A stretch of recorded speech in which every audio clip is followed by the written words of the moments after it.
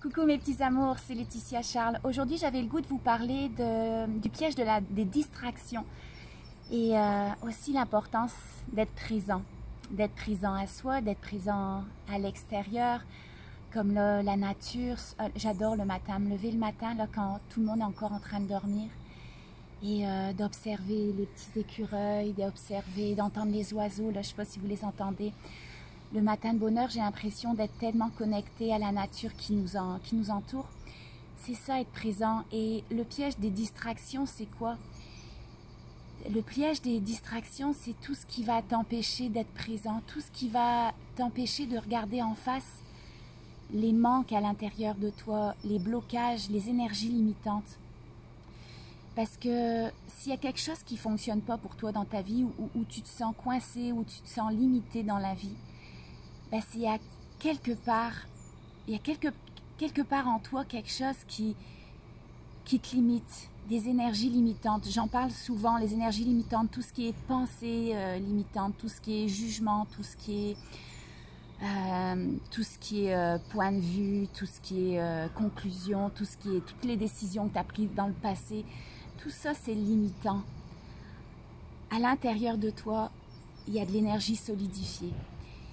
Et d'aller regarder en face ces énergies-là, d'aller observer ton corps. Moi, je le fais beaucoup en méditation à chaque matin dans mon petit rituel. De les observer, de les reconnaître, ces énergies-là, sans jugement, juste dans le laisser-être, dans le total détachement, ben, ça permet de les dissiper.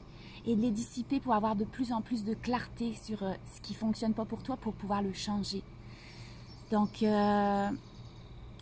Et ce qui nous empêche bien souvent d'aller observer tout ça, d'être en contact, d'être en présence avec soi, c'est les distractions. Moi, j'étais une pro là-dedans, dans le faire, toujours avoir l'impression de devoir faire plein de choses.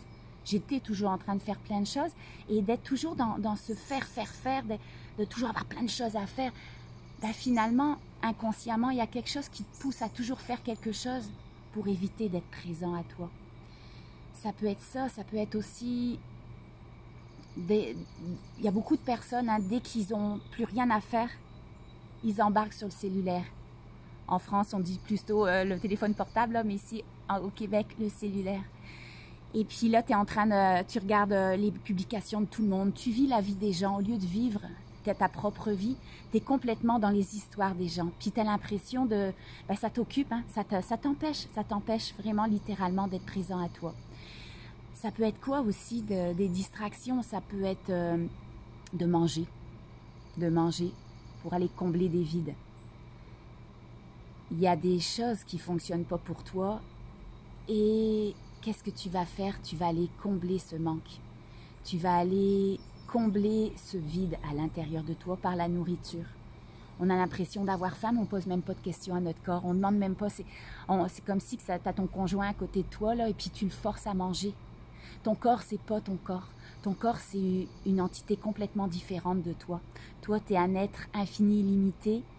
Et à l'intérieur de cet être infini et limité, il y a ce corps-là. Et ce corps, on lui impose de la nourriture sans même lui demander « Est-ce que tu as le goût de manger ?»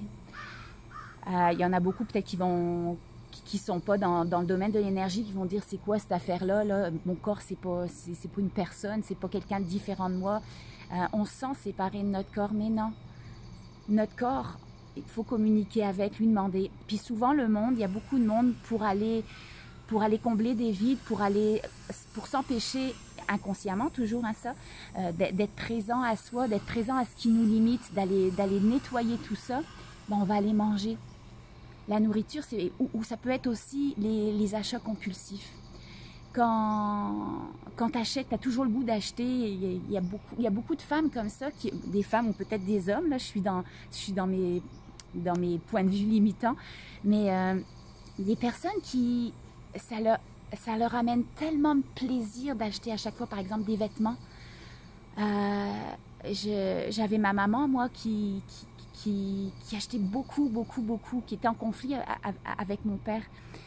Puis il n'y a pas de jugement là-dedans parce que je l'aime, ma maman, mais d'aller faire par exemple des courses et puis d'aller cacher dans ma chambre quand j'étais petite des vêtements pour pas le dire à papa. De pas le dire parce que est-ce qu'il y avait de la culpabilité derrière ça ou une restriction par rapport à mon père qui peut-être qui l'empêchait, mais c'est quoi ce besoin d'aller toujours acheter, de se combler de vêtements, de se combler, de toujours, de se remplir avec ça? Ben, acheter, être dans les achats compulsifs, ben ça permet de, comment je peux dire ça, de soulager la peur du manque, soulager des fois même certaines personnes la peur de l'argent, parce qu'inconsciemment, on peut avoir des blocages par rapport à l'argent, parce que inconsciemment, au niveau du subconscient, il y a eu des associations inconscientes où argent égale danger. Peut-être dans une vie antérieure, tu étais un prêtre et puis tu as fait un serment de pauvreté. Et puis dans cette vie-ci, là, ben, tu es incapable de gagner beaucoup d'argent parce que, je vais changer de main, j'ai mal à mon bras, parce que tu ne peux pas gagner de l'argent, tu as fait le vœu, tu as fait un vœu de chasteté ou de pauvreté dans une de tes anciennes vies. Donc, il y aura toujours des blocages avec l'argent. Sauf que pour aller combler cette peur de l'argent ou cette illusion de manque, ben, tu vas aller acheter. Puis là, tu as l'illusion que tu es capable d'acheter. Même si tu n'as pas dans ton compte bancaire beaucoup d'argent, ben, juste le fait d'acheter, ben, ça comble ce manque-là. Donc, d'aller amener des distractions comme ça t'empêche d'aller regarder vraiment au fond de toi, c'est quoi qui me limite? C'est quoi ces pensées limitantes? C'est quoi ces associations limitantes qui vibrent en moi, qui vibrent le manque dans mon subconscient, dans mon corps? Ça peut être aussi... j'avais pensé à quelque chose tout à l'heure. En tout cas, d'aller combler par des choses extérieures. Ben, il y a l'illusion que tu es complète. Tu as l'illusion d'abondance. Alors que finalement, tu aurais juste à regarder en face. C'est quoi qui te limite? C'est quoi? Par exemple, si tu avais à représenter l'argent, pour toi, c'est quoi l'argent? Si la première chose qui te monte à l'esprit, c'est oh, ben, l'argent, c'est pour les grosseurs. Oh, l'argent, c'est... qu'est-ce qu'il pourrait avoir comme pensée limitante, comme association limitante? L'argent, ben, c'est pas facile d'en avoir. L'argent, c'est... en tout cas, peu importe, là. Mais pense à quoi t'associes, par exemple, l'argent? À quoi t'associes le fait d'être visible? À quoi t'associes le fait d'être connu? À quoi t'associes tout ce qui est limitatif dans ta vie? Juste prendre un instant puis l'écrire. L'écrire, ça va te permettre de libérer dans l'énergie encore plus vite. Donc, tes limitations, à quoi t'associes les sujets auxquels tu es limité? Juste d'observer et d'en prendre conscience, sans jugement, juste avec détachement, ben, ça peut te permettre de t'en libérer encore plus vite. Donc, ça c'était pour... oui, aussi, oui, je viens de penser à ça. Une autre distraction qui peut être... parfois, il y a du monde qui a on a des projets. Admettons, tu as un projet qui te tient à cœur, qui est important pour toi. Mais il y a toujours des distractions qui vont t'amener à ne pas embarquer dans ce projet-là. Il y a toujours des choses que tu vas devoir faire et qui ne te donnent pas le temps d'embarquer dans ce projet-là.